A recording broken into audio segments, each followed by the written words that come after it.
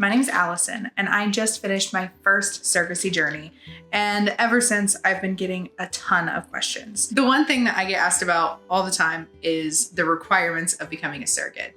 First and foremost, yes, you do have to have a previous pregnancy in order to be a surrogate. If you've proven that you've had a healthy pregnancy in the past, then odds are you're going to have a healthy pregnancy in the future. You also can't have more than 5 vaginal births or 3 Caesarean births. And as far as that childbirth requirement goes, it's pretty cut and dry. One of the biggest reasons they want to make sure you have had an uncomplicated pregnancy in the past is because there are potential things like gestational diabetes or preeclampsia, postpartum hemorrhage. And if you've had these in the past, odds are you're at a higher risk of having them in the future.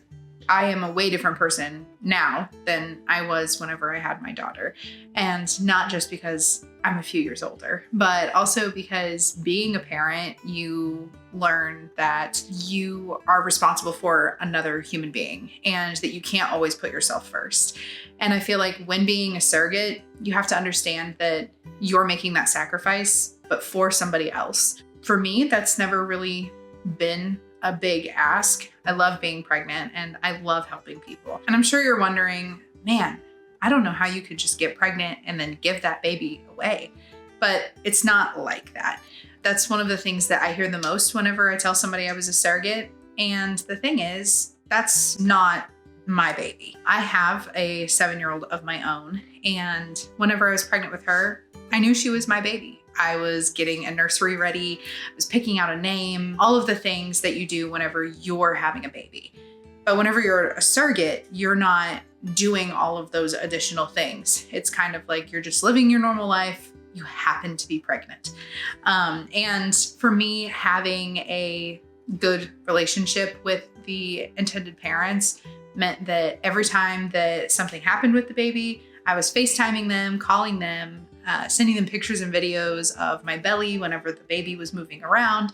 And all of that adds to the notion that this isn't your baby. I'm one of those people where I have always wanted to be a surrogate since I was 10 years old. Whenever I turned 18, I looked into all the requirements and saw, oh, you have to be at least 21 years of age and you can be as old as 40. Sometimes there are exceptions, but typically they stay within that 21 to 40 range just because they want to make sure that you have a good pregnancy. And whenever you get higher up in age, it's more likely that you can experience difficulties. Another thing that's really important is having a good support system. Especially in pregnancy, you never really know what it's going to look like. And if you're pregnant, regardless of if you're a surrogate or if you're having a baby of your own, you really need people in your corner.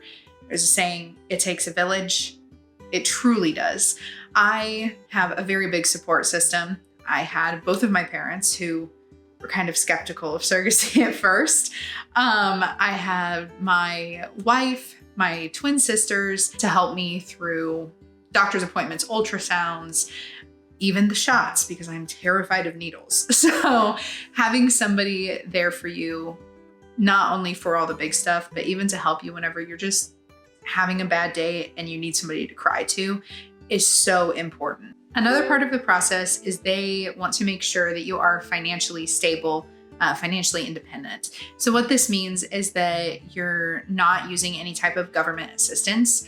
And this is because we kind of get into an ethical gray area. If somebody wants to be a surrogate and is on government assistance, you're not 100% sure if they are doing it because they really want to help somebody or if they need the money. And the thing I've always said when somebody says, oh, I'm thinking about being a surrogate, is make sure that you want to do it for the right reasons, not just for the money. The money, it's not the biggest part of being a surrogate. For me, I've just always wanted to do it and I've always wanted to help somebody. The compensation part of it was just a little bit extra to help me and my family get ahead afterward.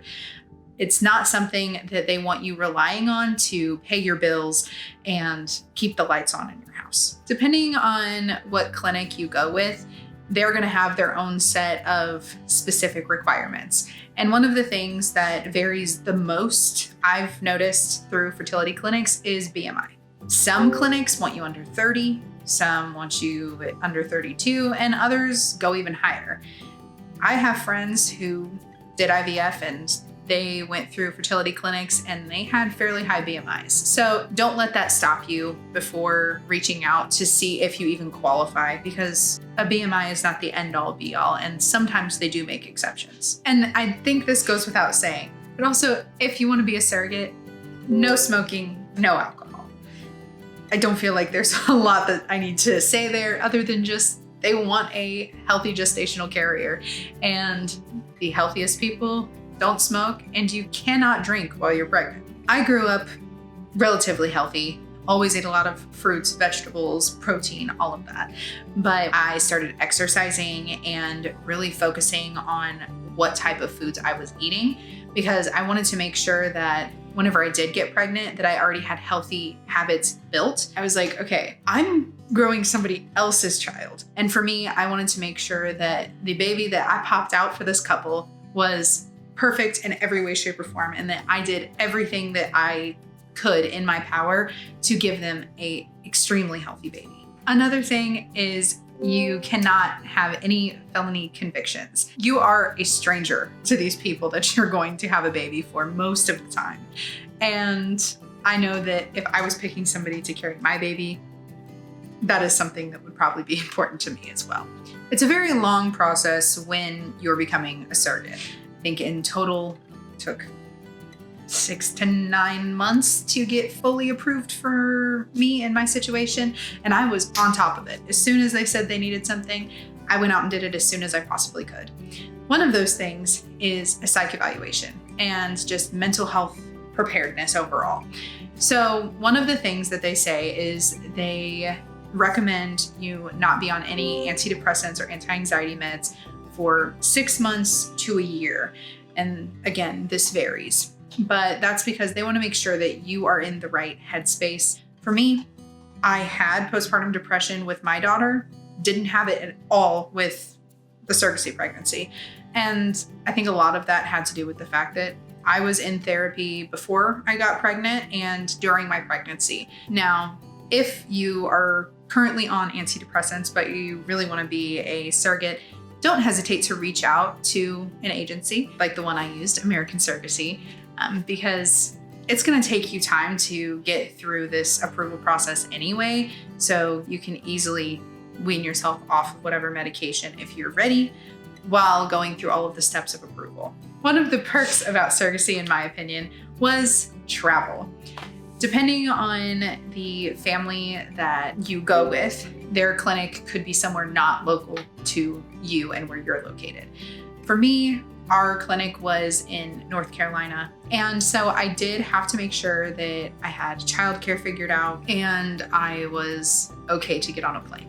Depending on the couple that you match with, it could be longer, could be shorter, based on where their fertility clinic is based. For me, I was just there for 3 days, a day before, a day for the procedures, and then left the next morning. So it's very simple, very easy. And all of that travel is paid for by the intended parents.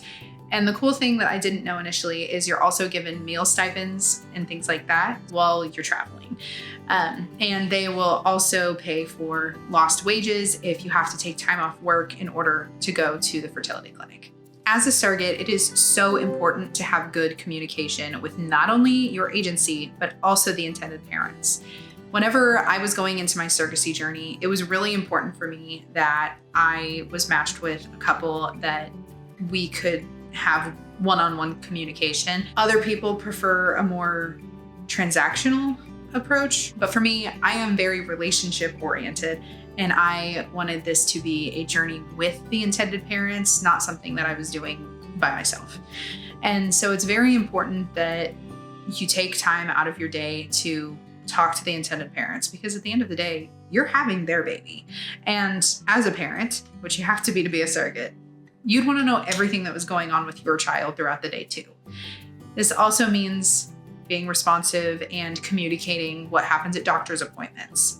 My intended parents weren't local, so every single doctor's appointment that I had, We were on FaceTime through the entire call. My doctor was really good about talking directly to them too, answering all of their questions. And I was high risk pregnancy as well. High risk doctors were just as great with keeping the intended parents involved and not just speaking to me. And lastly, it's important that you are done growing your family before you become a surrogate.